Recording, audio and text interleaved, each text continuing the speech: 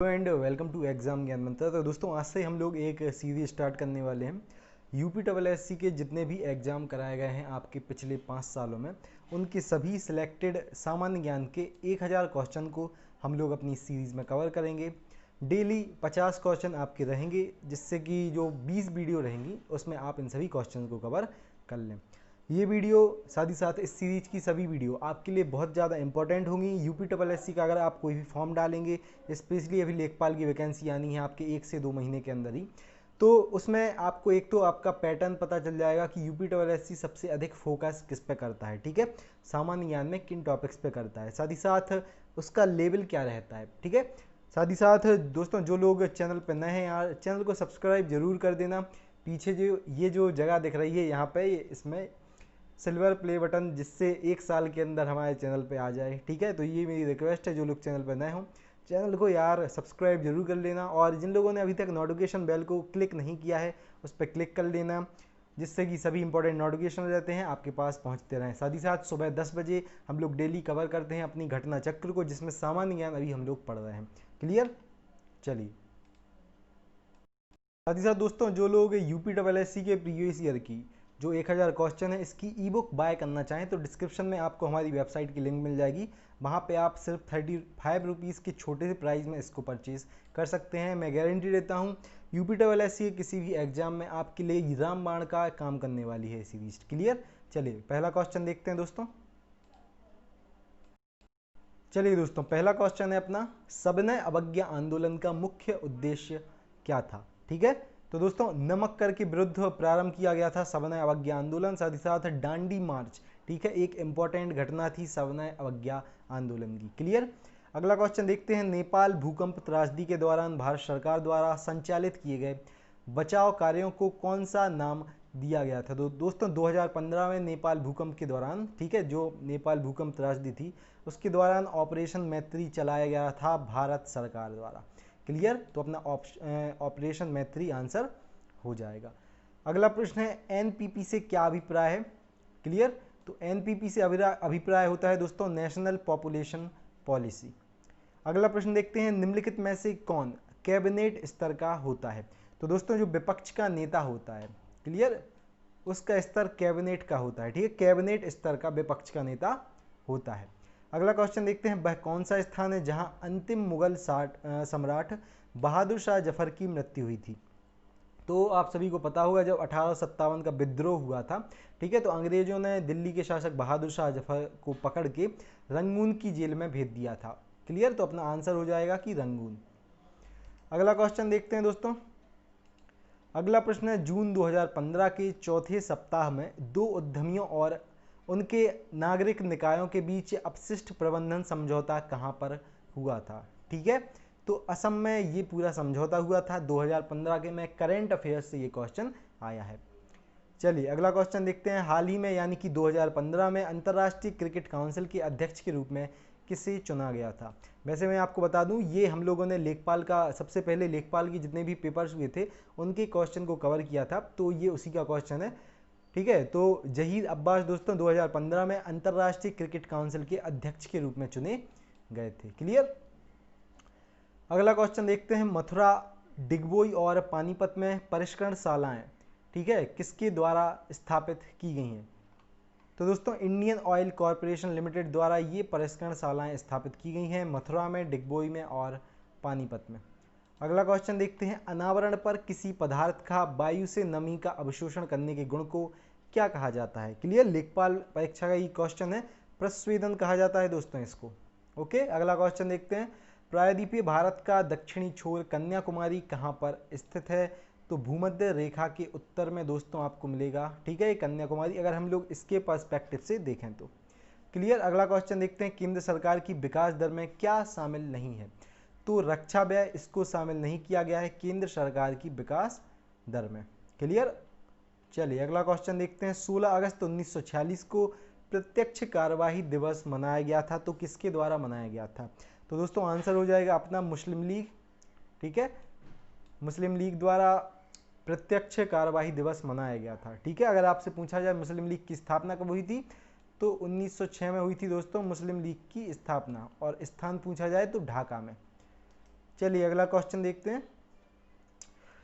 निम्नलिखित में से किसको संविधान की आत्मा के रूप में माना जाता है? तो दोस्तों प्रस्तावना को, ठीक है, संविधान की जो प्रस्तावना है उसको संविधान की आत्मा के रूप में माना जाता है। अगला प्रश्न देखते हैं। अगला प्रश्न है, निम्नलिखित में से सबसे अधिक ऋण विद्युत विपत्र कौन सा है? तो फ्लोरीन अपना उत्तर हो जाएगा। क्लियर, 4 ऑप्शन दिए होंगे, उसमें से फ्लोरीन अपना उत्तर था। अगला क्वेश्चन देखते हैं, किस देश ने कोपा अमेरिका 2015 कब जीता था? तो दोस्तों 2015 में चिली ने जीता था कोपा अमेरिका 2015 का खिताब। अगला क्वेश्चन देखते हैं, ढालू सड़क पर पत्थर लुढ़काना, ठीक है, यानी पत्थर लुढ़कना ऊर्ध्व ऊपर की ओर उठाने से अधिक आसान होता है, क्योंकि, ठीक है, तो रीजन है अपना, क्योंकि पत्थर को लुढ़काने में किया गया कार्य ऊपर उठाने की अपेक्षा कम होता है। आपको पता होगा जब ढालू जो सड़क होती है, ढालू सड़क, ठीक है, जो पत्थर को ढड़काना ज़्यादा आसान होता है, वहाँ पे ढड़का दो थोड़ा सा प्रेशर लगा के, लेकिन उसी पत्थर को उठाना बहुत ज़्यादा मेहनत लगती है उसमें। क्लियर, तो ये तो बिल्कुल कॉमन सेंस वाला क्वेश्चन था। अगला प्रश्न है, अंतर्राष्ट्रीय माइग्रेशन क्या है? ठीक है, तो माइग्रेशन, अंतर्राष्ट्रीय माइग्रेशन होता है दोस्तों देशों के बीच में लोगों का संचालन, ठीक है, इसको कहा जाता है अंतर्राष्ट्रीय माइग्रेशन।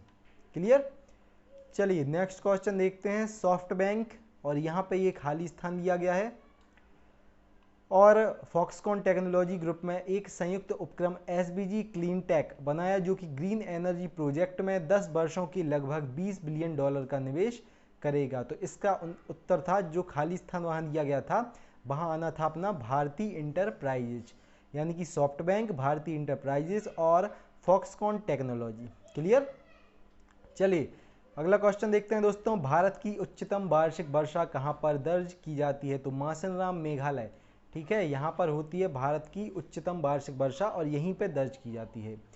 अगला प्रश्न है दोस्तों, क्वेश्चन नंबर 20 अपना, हमारे रुधिर में ऑक्सीजन का परिवहन एक प्रोटीन द्वारा होता है, उसको क्या कहा जाता है? ठीक है, तो हीमोग्लोबिन, आप सभी को पता होगा, हीमोग्लोबिन द्वारा ऑक्सीजन का परिवहन किया जाता है हमारे शरीर में।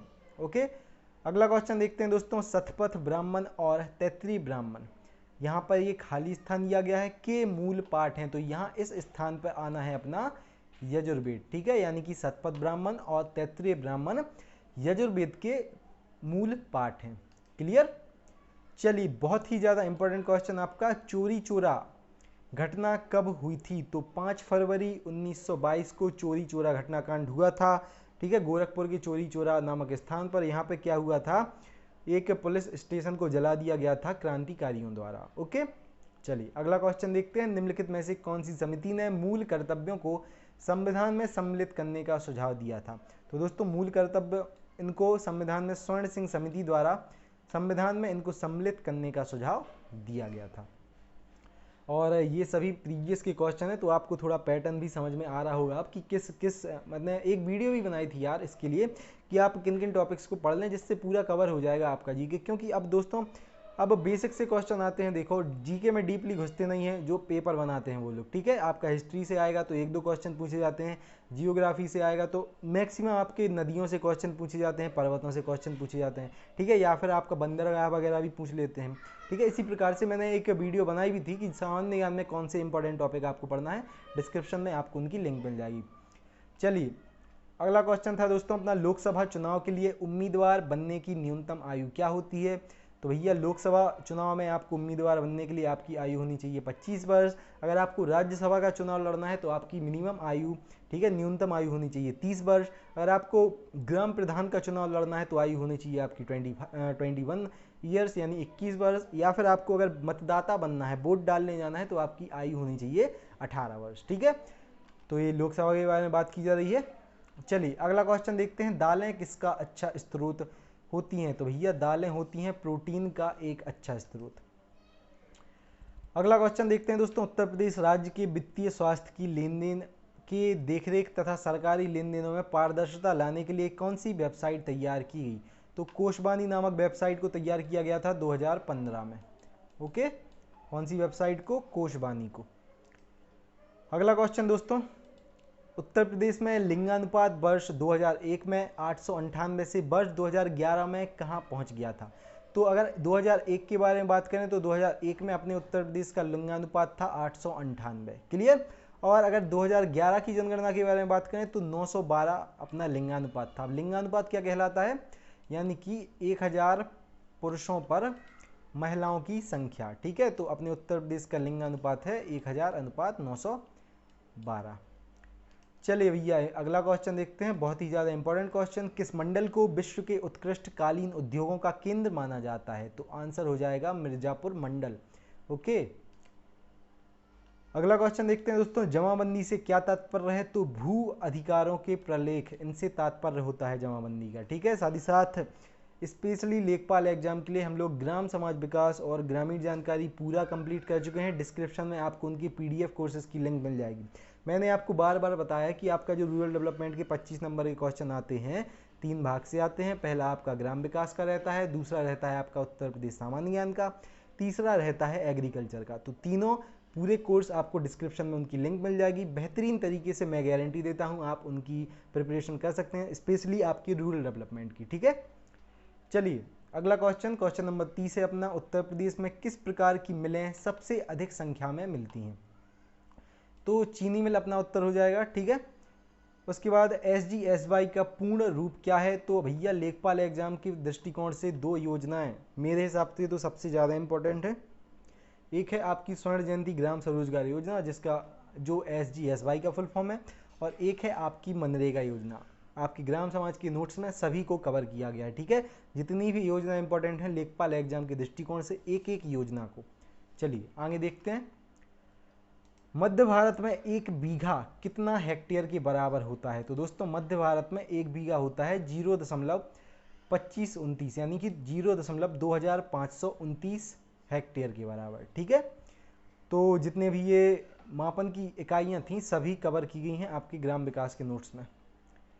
कौन से शास्त्रीय नृत्य रूप का उत्तर प्रदेश में उद्भव हुआ? तो दोस्तों कथक, ठीक है। आंसर हो जाएगा अपना कथक। अगला क्वेश्चन देखते हैं, अगला क्वेश्चन है, भारत की जनगणना 2011 के अनुसार उत्तर प्रदेश का प्रति वर्ग किलोमीटर जनसंख्या घनत्व क्या था? तो दोस्तों 2011 की जनगणना के अनुसार 829 व्यक्ति प्रति वर्ग किलोमीटर निवास करते हैं उत्तर प्रदेश में, ठीक है। और ये औसत का माना जाता है, क्लियर। चलिए अगला क्वेश्चन है, स्वच्छ भारत मिशन ग्रामीण के अंतर्गत ग्रामीण क्षेत्रों में शौचालय का निर्माण के लिए नवंबर 2014 में उत्तर प्रदेश सरकार ने कितने करोड़ रुपए का प्रावधान किया था? तो दोस्तों नवंबर 2014 में उत्तर प्रदेश सरकार द्वारा किया गया था 685 करोड़ रुपए का प्रावधान, ठीक है। और किसके तहत? स्वच्छ भारत मिशन ग्रामीण के अंतर्गत। अगला क्वेश्चन है, उत्तर प्रदेश में 75 जिलों सहित कितने प्रमुख मंडल हैं? तो दोस्तों उत्तर प्रदेश में 75 जिले हैं, जैसा कि यहाँ पे दिया गया है, आप सभी को पता होगा। साथ ही साथ 18 मंडल हैं अपने उत्तर प्रदेश में। अगला क्वेश्चन देखते हैं दोस्तों, राष्ट्रीय ग्रामीण पेयजल कार्यक्रम के अंतर्गत 2022 तक देश में हर ग्रामीण व्यक्ति को उनके घरेलू परिसरों में उनके घरों में क्षैतिज या ऊर्ध्वाधर दिशा में 50 मीटर की दूरी में कम से कम कितने लीटर प्रति व्यक्ति प्रतिदिन पेयजल उपलब्ध होना चाहिए? तो आंसर क्या हो जाएगा अपना 70 लीटर पेयजल उपलब्ध होना चाहिए। अगला क्वेश्चन देखते हैं दोस्तों, उत्तर प्रदेश में किस वर्ष MGNREGA यानी कि Mahatma Gandhi national rural employment guarantee act प्रारंभ किया गया था? तो आंसर हो जाएगा 2006 में ये प्रारंभ किया गया था। अगला क्वेश्चन देखते हैं दोस्तों, क्षेत्रफल की दृष्टि से उत्तर प्रदेश का भारत के राज्यों में कौन सा स्थान है? उत्तर हो जाएगा चौथा स्थान है उत्तर प्रदेश का। अगर प्रथम स्थान के बारे में बात करें तो राजस्थान अपना आंसर हो जाएगा प्रथम स्थान पर, क्लियर। चलिए नेक्स्ट क्वेश्चन देखते हैं दोस्तों, 9वीं पंचवर्षीय योजना जो कि चली थी 1997 से 2002 तक में ग्रामीण क्षेत्रों में BPL के लिए निश्चित की गई वार्षिक पारिवारिक आय का स्तर क्या है? ठीक है, तो जो लोग जिनकी दोस्तों 20,000 रुपये से कम थी प्रति वर्ष की आय, उनको BPL के अंतर्गत गिना जाता था। अगला क्वेश्चन देखते हैं दोस्तों, उत्तर प्रदेश में प्रमुख रेल इंजन संयंत्र कहाँ पर स्थित है? तो दोस्तों मुगल सराय क्षेत्र में स्थित है उत्तर प्रदेश का एक प्रमुख रेल इंजन संयंत्र। अगर आपसे पूछा जाता कि उत्तर प्रदेश का जो रेल के डिब्बे जहाँ पे बनते हैं वो कारखाना कहाँ पे है, आप बताएंगे रायबरेली में, ठीक है। जो रेलवे के कोच होते हैं, जो डिब्बे होते हैं, भारत में 3 स्थानों पर फैक्ट्रियाँ हैं उनकी। पहला है पंजाब का कपूरथला, दूसरा है अपना रायबरेली उत्तर प्रदेश का, और तीसरा है पेरम्बूर चेन्नई, ठीक है। और साथ ही साथ रायबरेली में अगर आपसे पूछा जाए तो मॉडर्न कोच फैक्ट्री है रेलवे की। अगला क्वेश्चन दोस्तों, सामाजिक वानिकी कार्यक्रम का उद्देश्य निम्नलिखित सभी क्षेत्रों में बड़े पैमाने पर वृक्षारोपण है सिवाय किन के? तो दोस्तों सिवाय नगरीय औद्योगिक संपदाओं के। क्लियर। अगला क्वेश्चन, उत्तर प्रदेश राजमार्ग नियंत्रण अधिनियम किस वर्ष में पारित किया गया था? तो 1945 में पारित किया गया था उत्तर प्रदेश राजमार्ग नियंत्रण अधिनियम। अगला क्वेश्चन देखते हैं दोस्तों, अंबेडकर विशेष रोजगार योजना के अंतर्गत सामान्य श्रेणी लाभार्थियों के लिए उपलब्ध इकाई लागत प्रतिशतता एवं अधिकतम आर्थिक सहायता सब्सिडी धनराशि क्या है? तो 25% यहाँ पे सब्सिडी प्रदान की जाती है अंबेडकर विशेष रोजगार योजना में, साथ ही साथ 7500 रुपये। ठीक है। अगला क्वेश्चन दोस्तों, मिड डे मील प्रोग्राम के अंतर्गत मिड डे मील को पकाने व परोसने में स्वच्छता का ध्यान रखने के लिए जांच पड़ताल कितनी आवृत्ति पर करनी चाहिए? तो दोस्तों दैनिक आवृत्ति पर स्वच्छता का पूरा ध्यान रखना चाहिए। अगला क्वेश्चन, एक ग्राम पंचायत में महिलाओं के लिए कितने प्रतिशत सीटें आरक्षित होनी चाहिए? तो आंसर हो जाएगा 50%। अगला क्वेश्चन देखते हैं, ब्रिटिश शासन के दौरान उत्तर प्रदेश में भूमि पंजीकरण किस अधिकारी द्वारा किया जाता था? तो दोस्तों लेखपाल द्वारा किया जाता था ब्रिटिश शासन के दौरान भूमि पंजीकरण। अगला क्वेश्चन है क्वेश्चन नंबर 48 अपना, राज्यसभा में कितनी सीटें उत्तर प्रदेश से हैं? तो दोस्तों 31 सीट, यानी कि 31 सीट राज्यसभा में उत्तर प्रदेश से हैं। ठीक है। सेकंड लास्ट क्वेश्चन है दोस्तों अपना, बीपीएल सूचियों से छूटे हुए बीपीएल परिवारों को लाभ पहुंचाने के लिए कौन सी योजना प्रारंभ की गई? तो दोस्तों समाजवादी पेंशन स्कीम प्रारंभ की गई थी। जो लोग बीपीएल सूची से छूट गए हैं उनको लाभ प्रदान करने के लिए।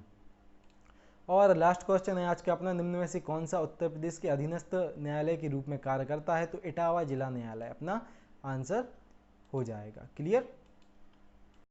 तो दोस्तों मैं आशा करता हूँ ये सारे क्वेश्चंस आपको अच्छे समझ में आ गए होंगे। हमारा टारगेट 20 वीडियो का है कि 20 वीडियो से हम लोग ये पूरी सीरीज़ कवर कर लें, यूपीटीएससी के प्रीवियस ईयर के सारे 5 साल के पिछले जो भी क्वेश्चन है उनकी। साथ ही साथ जो लोग इस पूरी ई बुक को बाय करना चाहें, मैंने शुरुआत में ही बताया था, डिस्क्रिप्शन में लिंक दी गई है।